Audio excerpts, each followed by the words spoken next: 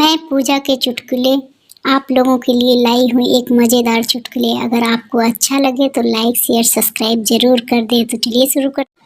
एक बार बंता ने संता से कहा, तुम्हारे खुशहाल वैवाहिक जीवन के पीछे क्या राज है? संता ने कहा, हमें अपने जीवन साथी के साथ प्यार से जिम्मेवारियां बांटनी चाहिए, एक दूसरे का आदर करना चाहिए, तब कोई समस्या नहीं रहती। बंता ने कहा, क्या तुम थोड़ा खुलकर बता सकते हो?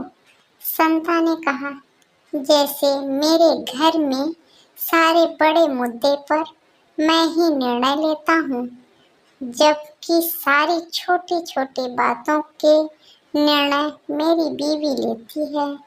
हम एक दूसरे के निर्णयों पर कभी हस्तक्षेप नहीं करते। मैं कुछ समझाता नहीं, बंता ने कहा। थोड़ा उदाहरण कर बताओ, संता ने कहा। छोटी छोटी बातें जैसे हमें कौन सी कार खरीदनी है, कितना पैसा बचाना है, कब घर जाना है, कब बाजार जाना है, कौन सा सोफा, एयर कंडीशनर और कौन सा रेफ्रिजरेटर खरीदना है, महीने का खर्चा नौकरानी रखनी है या नहीं, वगैरह वगैरह। मेरी पत्नी ही इस सब का निर्णय लेती है। मैं उसके निर्णयों से सहमत हो जाता हूँ। बंता ने पूछा, तब तुम्हारी क्या भूमिका है? संता ने कहा, मेरे निर्णय हमेशा बड़े मुद्दों पर होते हैं, जैसे अमेरिका को इराक पर हमला करना चाहिए, अफ्रीका को अपनी अर्थव्यवस्था बढ़ानी चाहिए क्या, सचिन को संन्यास वापस ले लेना चाहिए, वगैरह वगैरह। तुम्हें ये सुनकर हैरानी होगी कि मेरी बीवी कभी भी मेरे फैसले का विरोध नहीं करती। एक बार खबर फैली कि मुल्ला नसरुद्दीन कम्युनिटी बन गए। जो भी सुनता उसे आश्चर्य होता, क्योंकि सभी जानते थे कि मुल्ला अपनी चीजों को लेकर कितना पॉजिटिव है। जब उनके परम मित्र ने ये खबर सुनी तो वो तुरंत मुल्ला के पास पहुंचा। मित्र बोला, मुल्ला, क्या तुम जानते हो कम्युनिटी का मतलब क्या है? मुल्ला बोला, हाँ मुझे पता है। मित्र बोला, क्या तुम्हें पता है, अगर तुम्हारे पास 2 कार हैं और किसी एक के पास एक भी नहीं, तो तुम्हें अपनी कार देनी पड़ेगी। मुल्ला बोला, हाँ, और मैं अपनी इच्छा से देने के लिए तैयार हूँ। मित्र बोला, अगर तुम्हारे पास 2 बंगले हैं और किसी के पास एक भी नहीं है, तो तुम्हें अपना एक बंगला भी देना होगा। मुल्ला बोला, हाँ, और मैं पूरी तरह से देने के लिए तैयार हूँ। मित्र हैरान, और तुम्हारे पास, जानते हो, अगर तुम्हारे पास 2 गधे हैं और किसी के पास एक भी नहीं, तो तुम्हें अपना एक गधा भी देना पड़ेगा। मुल्ला बोला, नहीं नहीं, मैं इस बात से मतलब नहीं रखता, मैं नहीं दे सकता, मैं बिल्कुल भी ऐसा नहीं कर सकता। मित्र बोला, पर क्यों? यहाँ भी तो वही तर्क लागू होता है। मुल्ला बोला, क्योंकि मेरे पास कार और बंगले तो नहीं है, पर 2 गधे जरूर। यूपी की शादी लड़की देखे जाने पर लड़का और लड़की में बात करने का तरीका देखते हैं, शायद आपको यूपी की भाषा पसंद आए। पप्पी, कितने तक पढ़ी हो? अंजू, 8वीं तक। पप्पी बोला, फिर काहे नहीं पढ़ी? अंजू बोली स्कूल दूर होता है, हमारी पढ़ाई छुड़वा दी गई।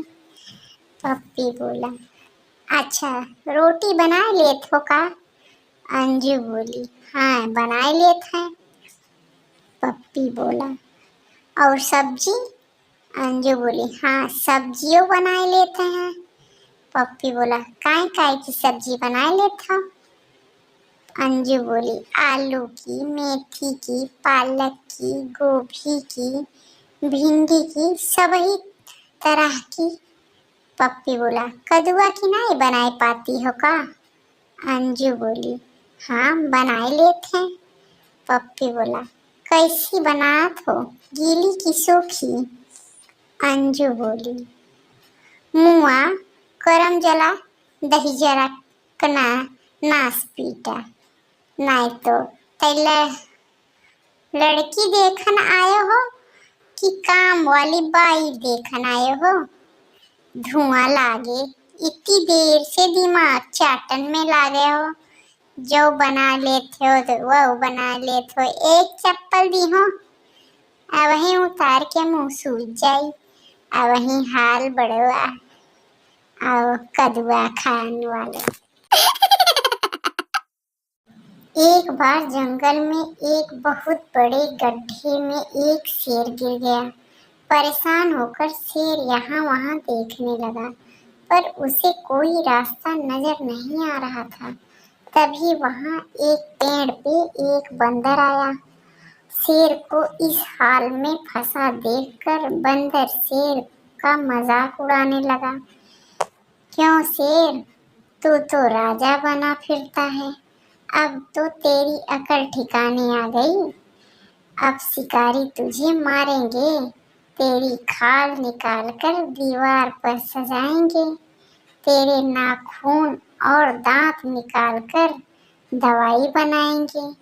ऐसा कहकर वो जोर जोर से हंसने लगा और पेड़ की डाल हिलाने लगा।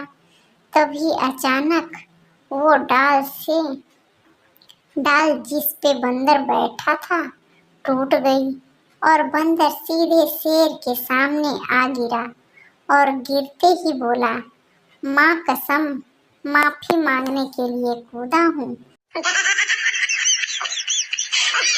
यह विवाहित जोड़ा अपने विवाहित जीवन से काफी खुश था। इनके पास एक नाव थी जिस पर ये दोनों रोज एक झील में घूमने जाते थे और पति बहुत ही अच्छे तरीके से नाव को चलाता था। वह पूरी जिम्मेदारी से नाव को किनारे तक पहुंचाता था।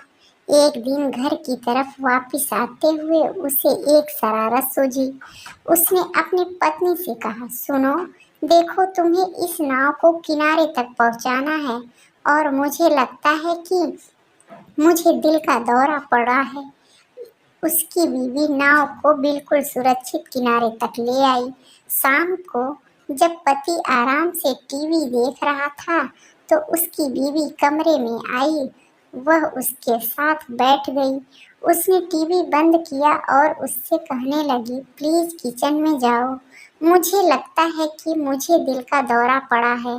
तुम पहले रसोई की सफाई करना, फिर डिनर तैयार करना और बाद में सारे बर्तन भी अच्छे से साफ कर लेना।